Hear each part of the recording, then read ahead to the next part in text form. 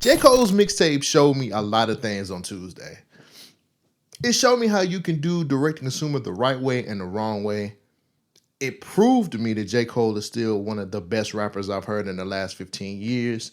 And it exposed a lot of niggas that want to hate. The haters came out the very next day to say any and everything they could to bash this mixtape and to bash this moment.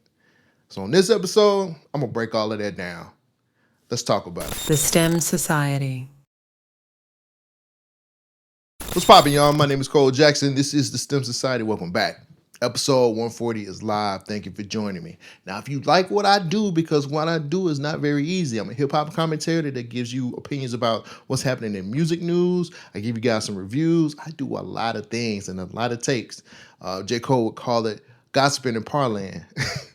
But if you guys like what I do, if you like the gossiping and parlaying I do on this channel, make sure you guys subscribe, man. I would really appreciate it. I'm trying to grow this channel up to 1,000 by the summertime, and any little bit helps, man. I appreciate y'all. So it's one thing that I'm going to talk about this whole episode, and that's the Birthday Blizzard 26 mixtape.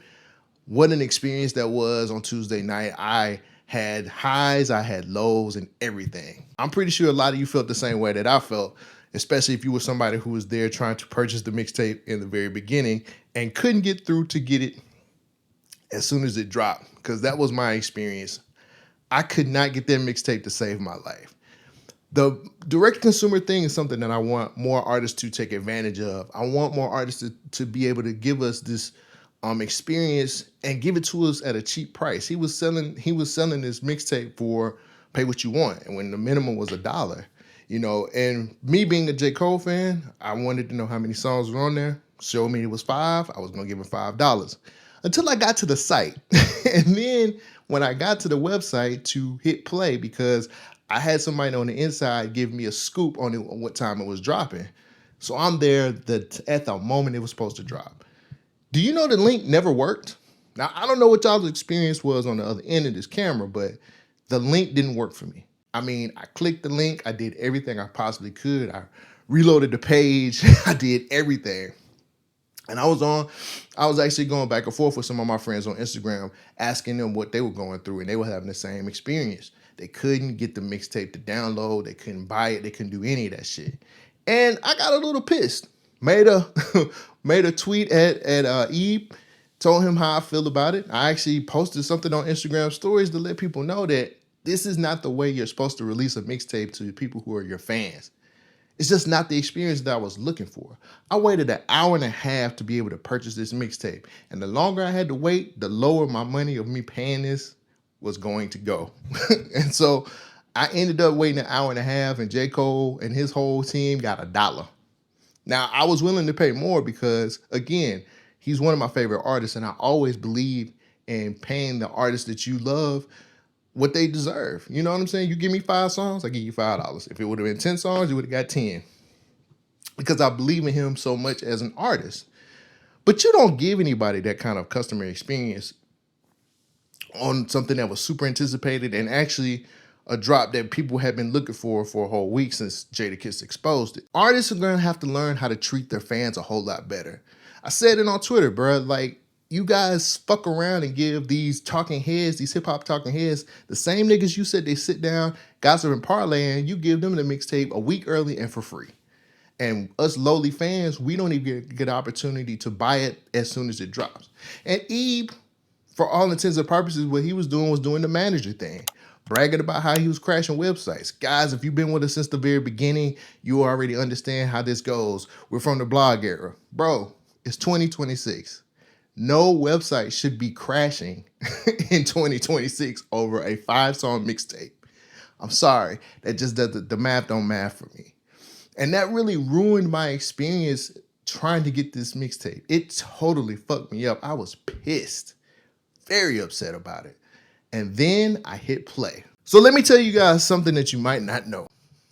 I have been a J. Cole fan since the very beginning. And I have always came from a biased place when it comes to me talking about J. Cole, because I think lyricism in hip hop should be something that's celebrated and not hated on. I'll get to that part more towards the end of this, because I want to celebrate some of this stuff more than I want to dog it. I want to talk to the haters.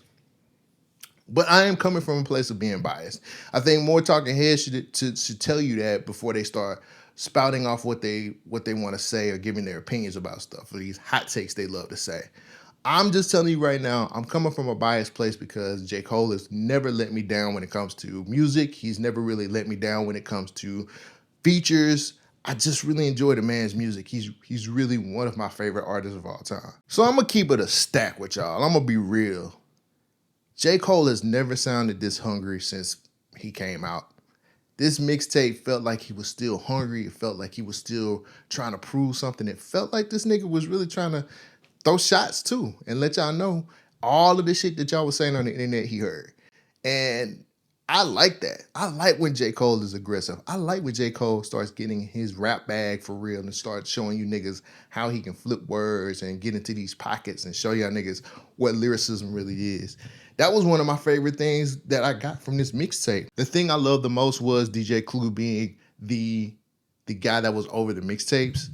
And it took me back to a time when I remember Clue tapes, or not really Clue tapes, but like Clue he did like mainstream albums. He had The Professional, which I used to get all the time. I used to get those CDs.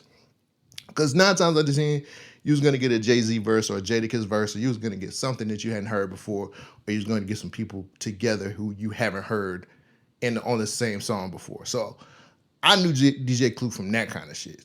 And hearing him on this mixtape just gave me all of the nostalgia feels that I had been looking for the longest time. And I just think that was one of the smarter moves to make. And people was just like, well, why DJ Clue? Well, of course, y'all know that New York adopted J. Cole. New York is the place where he broke. You know what I'm saying? That's where he got his deal, all of that other stuff. He went to college there. So, of course, he wanted to go to New York route of things. It just don't sound right for J. Cole to have a Gangsta Grills. Like, it ain't gonna happen like that. So anybody that was looking for drama to be the person to lead this mixtape or be a part of this mixtape, I'm sorry, my friend, you're sadly mistaken, but it just wasn't gonna happen that way. Another thing that I got overall from this mixtape was it felt like it was him reminding himself who he is. The egotistical rapper who can be humble at times but still will brag on you on any given song. The rapper who most definitely is going to tell you he's great, and the rapper who's going to slide some shots in every now and again to let you know that he heard what you said or he understands what people have been saying, and he just wanted to let you know that he be listening to everything. So my overall take of this, the mixtape was very good. He barred us up with a lot of different shit. I love the beats that he picked. He picked 4 Bad Boy songs, by the way, which was, knowing the history that he has with Diddy, kind of odd because, you know, they had a physical altercation with each other. You know, they fought before. Now, he used Victory. He used Can I Live? He used Who Shot You? And he used Money, Power, Respect. Killed all of them. Now, a lot of people say it's because those are the 4 most used beats whenever you do a mixtape or when you want to do freestyles. And that makes a lot of sense to me, but it's always a deeper meaning with Cole. It's always something layered when it comes to this nigga, bruh. I enjoyed the mixtape as a whole, but I had to rank these songs. I had to give them some rankings because that's just the type of hip-hop nigga I am. I'm just a hip-hop nerd sometimes. Here's how I'm looking at these songs. This is how I ranked them. The Golden Goose Freestyle was the best one out of all of them. Bronx Zoo came in second. Winter Storm was good. 99 Bill was like my least favorite. I couldn't get with the 99 Bill song. I don't really understand why. I know what you're thinking. Why is the Golden Goose Freestyle my favorite freestyle? Because it's shooting at Drake. I am a Drake fan. Don't get me wrong, but I'm also a fan of nigga throwing shots at people. And J. Cole was throwing shots. Now, there's so many different things there. Think about the Lucian Grange bar that he said when he said you sold your soul to Lucian. Or the owning your music bar when he goes into saying he owns his own music. He only has a distro deal through Universal. We all know that Drake doesn't own his music and he's been having problems with Universal Music Group so far. Shit is connecting. It's easy to connect this shit. Or the part about him saying if your dog might get shot if you lose. Drake's last album was For All the Dogs. He lost. His dog got shot. It's a lot of things here. It's a lot of small things here that makes you feel like, hey, he's throwing a lot of shots at Drake. Now, why is he going at Drake? I have no clue. I don't know why he's going at Drake. There's a lot of talking heads who are saying some things about what's going on between J. Cole and Drake and why they haven't spoken in years and whatever the case may be, which I will get to later on in the episode. But it's clear to me that the Golden Goose Freestyle is about Drake. Even the name, Golden Goose Freestyle, I'm sorry. Some dots are just connecting too well for me. It just sounds good. And it just sounds like J. Cole is in a zone and he was on a mission to be able to disrespect whoever he was disrespecting on this song. My next favorite song, which is the Bronx Zoo Freestyle, that's the first song on here.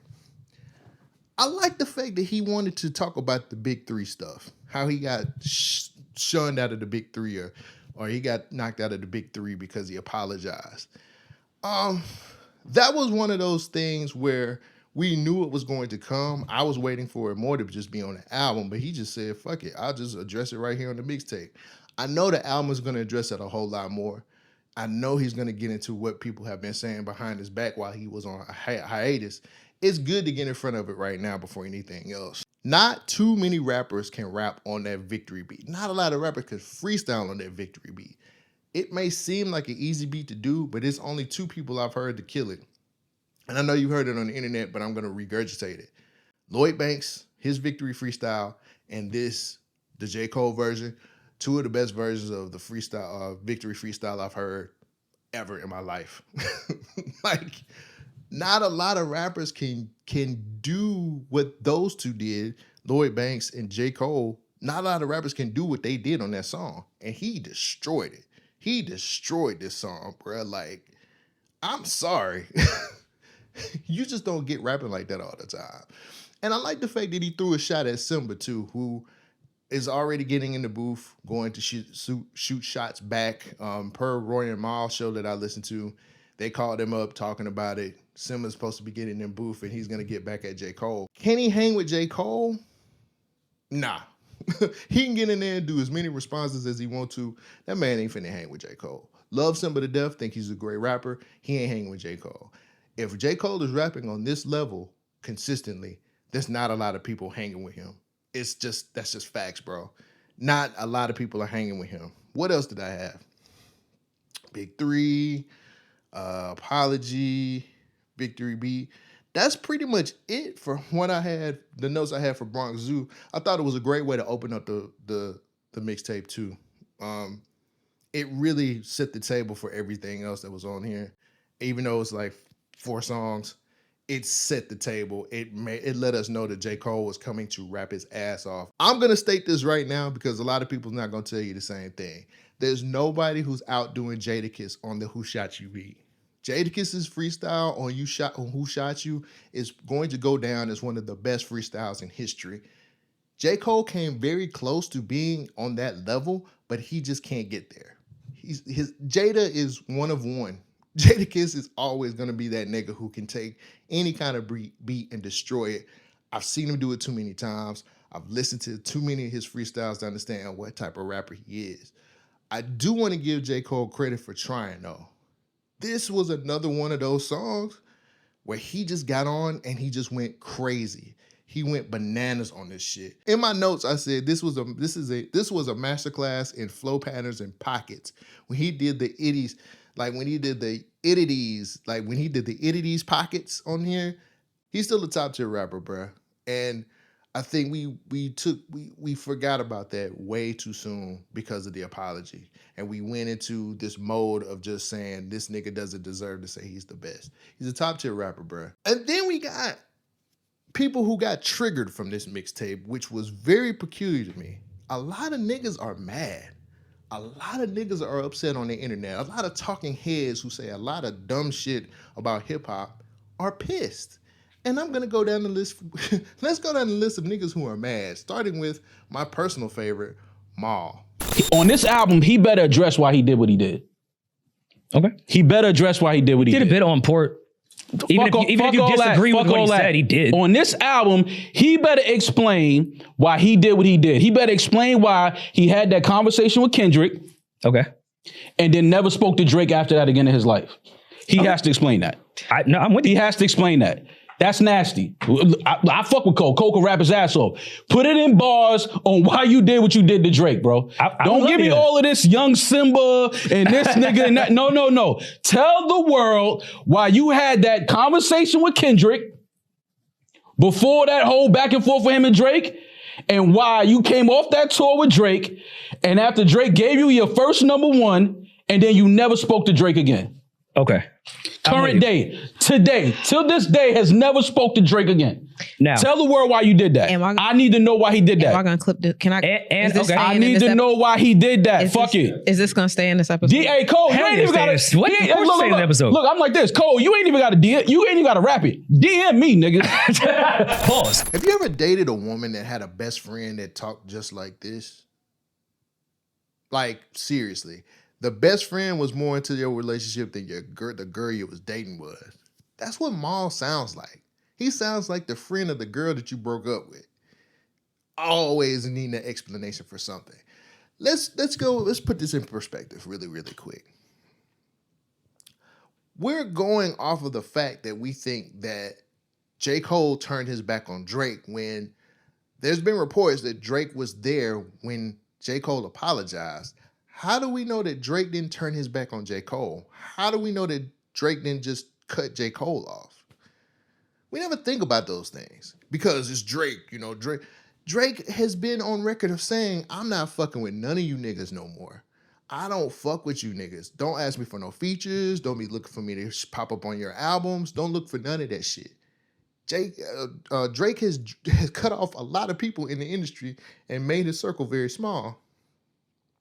So why is Mal so upset about something that Drake could have done? And I know he has an open line to Drake. Him and Drake speak to each other, but it's easy for Drake to say, I don't fuck with that nigga no more. I cut him off. It's feasible, is what I'm saying. Let's get away from the performative bullshit when it comes to your podcast, when it comes to you wanting to talk about things, because you look crazy right now. You look like a complete fool. I don't understand why it's such a big deal that he doesn't talk to Drake anymore. I don't know if you heard, my nigga, but Drake is in the middle of fucking lawsuits, people calling him pedo. It's just a lot of different things going on in his life that maybe J. Cole don't want to be a part of. Have you thought about that? I don't think it was a phone call from Kendrick Lamar that said, you know what, I ain't gonna fuck with this nigga no more. Drake is always in the middle of some shit. Look it up. Open up your web browser and look at the fucking news and see if Drake is not in the middle of shit all the time. Because he's in the middle of shit. The whole stake situation, the gambling stuff that's going on, he's got civil suits. This guy has been sitting up here going back and forth with UMG, who J. Cole has a distro deal through. Maybe he don't want to mess up that relationship. It's a lot of shit out here that Drake is in the middle of, and you niggas are sitting here like, why did J. Cole do him like that? The fuck out of here with that bullshit. It's stupid. It's very stupid, and it's performative. Mal is going to do performative shit now because he has a podcast that he clearly wants to be out there viral on a regular basis. Because instead of just being popular, you got to be viral. Instead of being successful, you got to be viral. And I'm not saying he's purposely doing it. I'm lying. He's purposely doing these things because it's performative. It puts on a good show. And people love to see Mal crash out. All it took was with him to go viral off or to crash out with Kendrick. And he's been doing it ever since. I remember when he was on the JBP, he used to be quiet as the church mouse. Now he's very viral. He's coming off on this loyalty shit with Drake, bruh. If they're so cool, why hasn't he popped up on the Roy and Mal show to do an interview? I mean, Drake can go to Bobby Altoff anytime he wants to. He can't go to his homeboy's pod. He won't even sit down with Act.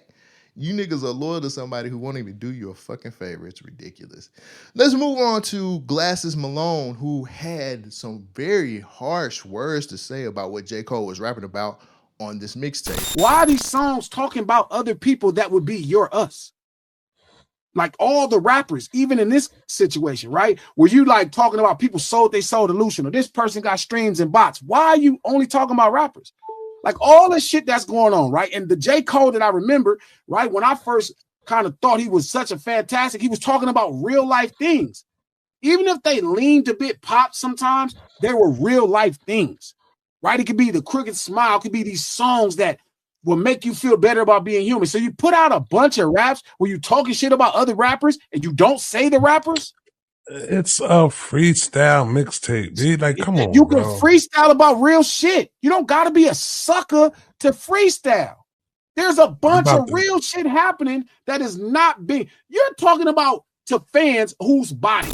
I have never believed anything Glasses Malone has said out of his mouth since he started doing this podcasting shit. The only thing that I backed him up on was when he was going hard for Doechii, and that's all of us as black people should have been doing that because she's one of us and we should be looking out for her.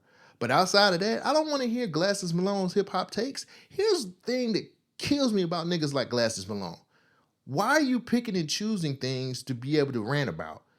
You know how the mixtape goes. Glasses Malone has been in this game long enough to understand what a freestyle mixtape sounds like. Glasses Malone understands that when you get on a freestyle mixtape, you're going to say whatever you want to say is to get your shit off.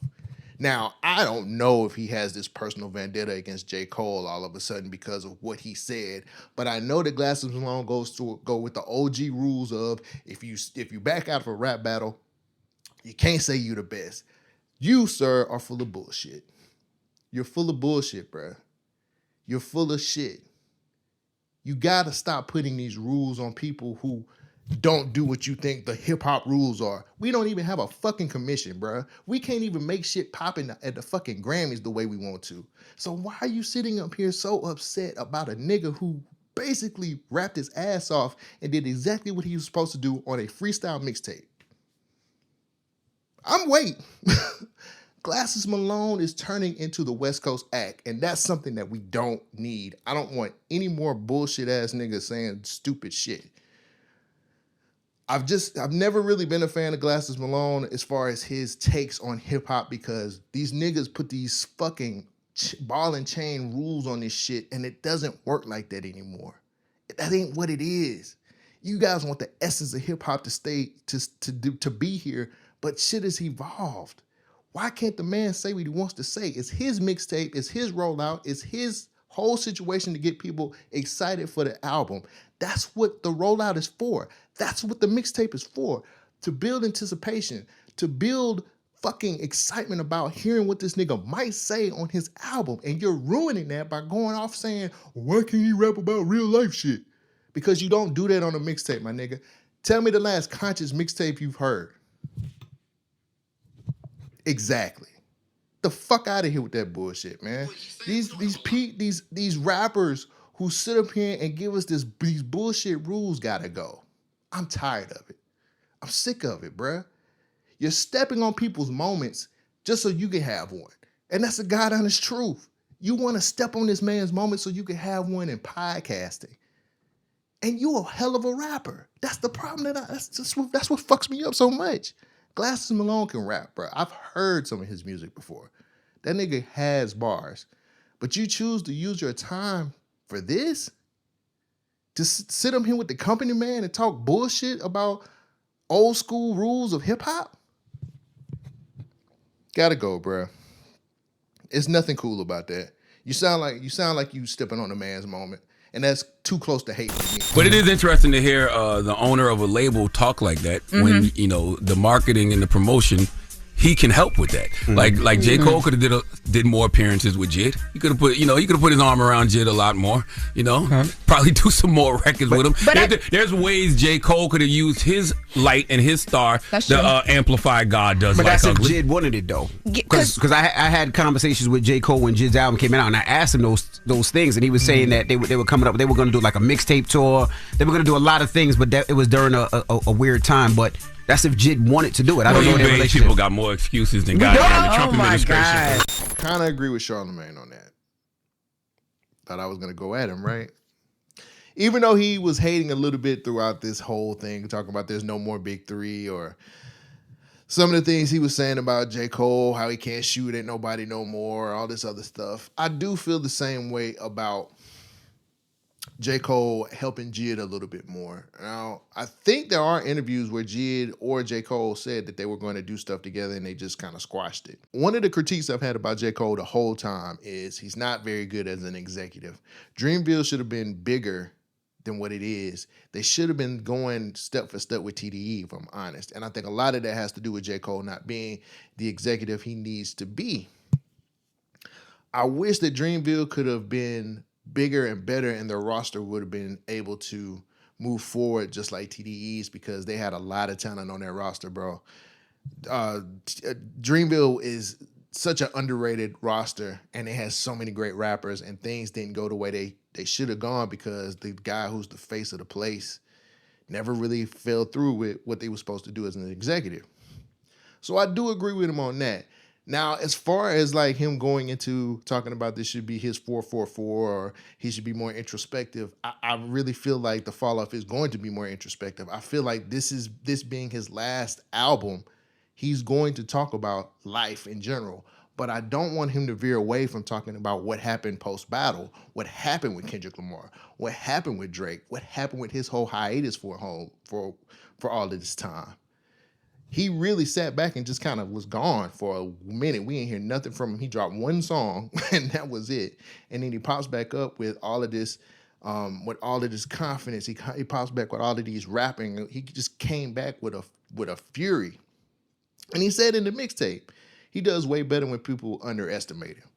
And I believe that's what we did. We underestimated him way too much. So I get what Charlamagne is saying, but that don't take away from him being a hater. I just like to call Charlamagne a hater because it fits so well for him. But those were the things that really bothered me about what happened after the mixtape came out or what people were saying. And all in all, it seemed like it was a lot of people, especially these hip-hop talking heads, who wanted to step on this man's moment, who wanted to take away from what we've all known about J. Cole this whole time. He's a hell of a rapper. He's got a great pen. The kid can fucking go. He can fucking go, bruh. And he gave us something that was super special to me and to a lot of other J. Cole fans. Again, I'm not sitting up here saying that this mixtape is the best mixtape in the world, but it's the best mixtape I've heard in the last 5 years. I can tell you that right now. And I don't think nobody's doing it like J. Cole is doing it. So when we think about the setup of what we're going to get for the fall off, I think this was the perfect way to get us excited and gives more anticipation for dropping this double disc album. Yesterday, J. Cole told us the obvious. The Fall Off is going to be a 2-part album or double disc or however you want to look at it. And he said after the beef and after the apology, he had to do some retooling and he had to do some thinking about what he wanted to do for this album, which turned it into a double disc or a 2-part album. So I'll be real with you. I'm a little afraid because you have to be a certain type of artist to pull off a 2-disc album or a 2-part album or however you want to put it, depending on what generation you're from, however you want to say it. You got to be a hell of an artist to be able to pull this off. And as much as I believe in J. Cole, he's got me just a little bit scared because when you go this route, the expectations are very high. People are really going to be looking for you to keep their attention the whole album. You're not going to be able to slide with some bullshit when you do something that's a 2-part album. Now, I have basically said that we're going to have one side where he's going to really talk more about his life, his introspective, the stuff that Charlamagne was saying. But on the other end, I think we get the features that we've been looking for. I think we get a whole lot more of him shooting at people. I think we get the second part to be him getting it all out, telling everything he wants to tell. And that's just me reaching right now. That's just me just thinking what we could get from this. Because I know J. Cole is a hell of a rapper, man. This proved a lot to me. And I was very proud to be able to see or be able to listen to this mixtape. So there's no way, shape, or form I feel like we're going to be disappointed with this two-part The Fall Off album. We are about a week away from this too, and it is a lot of people got a lot of things to say on the internet about it. But that's all I got, man. That's it. I just wanted to break down my whole experience with this mixtape, where we're going, how I feel about it right now, especially going into this album. What do you have to say? How do you feel about the mixtape? Did you enjoy your experience? Did you think this was one of the best mixtapes you heard in the last 5 years, or did you think it was one of the worst? I'd love to hear it in the comments, guys. Let me know what you're thinking, because we can have a great hip-hop conversation with that. I thank you guys for joining me for another episode. I can't wait to talk to you again. Take care of yourselves. I love you. Peace out. You was kind of fucking with my money, but I meant everything I said, and I say it again.